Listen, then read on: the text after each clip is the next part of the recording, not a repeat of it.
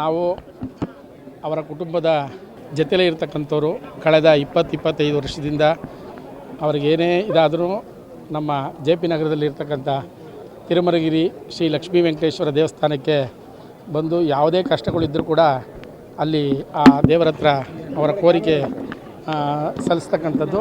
ನಂತರ ಅವರು ಅಲ್ಲಿ ಅವರಿಗೆ ಆ ದೇವಸ್ಥಾನದಲ್ಲಿ ಏನೇ ಪೂಜೆ ಆದರೂ ಕೂಡ ತೃಪ್ತಿಯನ್ನು ಸಿಗುವಂಥ ಒಂದು ದೇವಸ್ಥಾನ. ಅದೇ ರೀತಿಲಿ ಅವರು ಆ ದಂಪತಿಗಳು ಕೂಡ ಇವತ್ತು ನಮ್ಮ ರಾಜ್ಯಕ್ಕೆಲ್ಲ ಈ ದೇಶಕ್ಕೆ ಒಂದು ಮಾದರಿ ಅಂತ ಹೇಳ್ಬೋದು.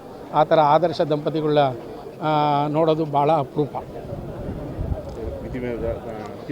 ಅಂತಿಮ ವಿಧಿವಿಧಾನದ ಕೊನೆ ಘಟ್ಟದಲ್ಲಿ ನಾವಿದ್ದೀವಿ. ಬೆಳಗ್ಗೆಯಿಂದ ಕೂಡ ಪಂಚಗವ್ಯ ಅನ್ನೋದು ಇದಕ್ಕೆ ಮುಖ್ಯವಾಗಿ ಅಂತ ಮಾಡುವಂಥದ್ದು.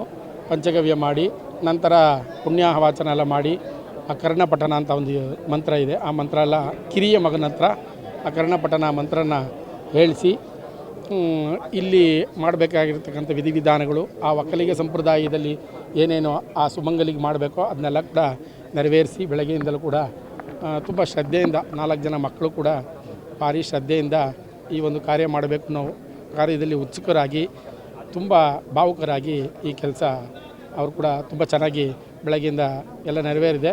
ಈಗೆಲ್ಲ ಮುಗಿದಿದೆ. ಈಗ ಈ ಒಂದು ಇದನ್ನು ಒಂದು 3-4 ಹಳ್ಳಿಗೆ ತೊಗೊಂಡೋಗಿ ಕರೆಕ್ಟಾಗಿ 3 ಗಂಟೆ ಸಮಯದಲ್ಲಿ ಆ ಒಂದು ಸ್ಥಳಕ್ಕೆ ಬರುತ್ತೆ. ಅಲ್ಲೊಂದು 3/4 ಗಂಟೆ ನಮ್ಮ ಈ ವಿಧಿವಿಧಾನಗಳ ಪ್ರಕ್ರಿಯೆ ಇದೆ.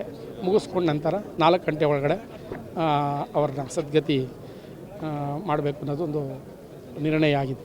ಹೌದು ಸರ್, ಅವತ್ತಿನ ದಿವಸನೇ ಯಾವತ್ತು ನಮ್ಮ ಅವರ ಶರೀರ ಇದಾಯಿತು ಅವತ್ತು ಬೆಳಗ್ಗೆ ಕೂಡ ನಮ್ಮ ಕುಮಾರಸ್ವಾಮಿ ಸಾಹೇಬರು ಕೂಡ ಬೆಳಗ್ಗೆ 5 ಗಂಟೆ ಕರೆಕ್ಟಾಗಿ ನಮ್ಮ JP ನಗರ ದೇವಸ್ಥಾನಕ್ಕೆ ಬಂದು ಮಹಾಮೃತ್ಯುಂಜಯ ಹೋಮ, ಪಂಚಾಸ್ತ್ರ ಹೋಮಗಳು, ಆಯುಷ್ ಹೋಮ ಇವೆಲ್ಲ ಕೂಡ ನೆರವೇರಿಸಿ ಆ ರಕ್ಷೆ ತೊಗೊಂಡೋಗಿ ಇಟ್ಟಿದ್ದಾರೆ.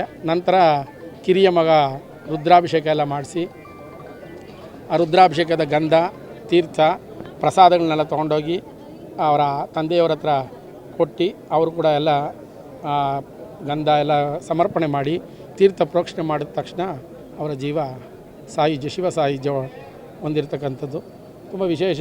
ಅವರು ಇವತ್ತು ದೇವೇಗೌಡರು ಅವ್ರ ಕುಟುಂಬಕ್ಕೆ ಎಷ್ಟು ಮುಖ್ಯನೋ ಅದೇ ಥರ ಅವರ ಚೆನ್ನಮ್ಮವರ ಪಾತ್ರನೂ ಕೂಡ ಬಹಳ ಮುಖ್ಯ ಇರತಕ್ಕಂಥದ್ದು.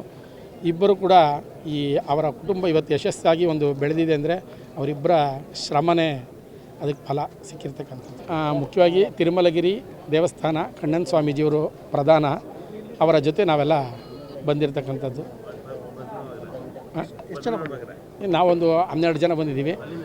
ಬೆಂಗಳೂರಿಂದ ಒಂದು 10 ಜನ ಬಂದಿದ್ದೀವಿ. ಶ್ರೀರಂಗಪಟ್ಟಣದಿಂದ ಒಂದು 5 ಜನ ಬಂದಿದ್ದೀವಿ.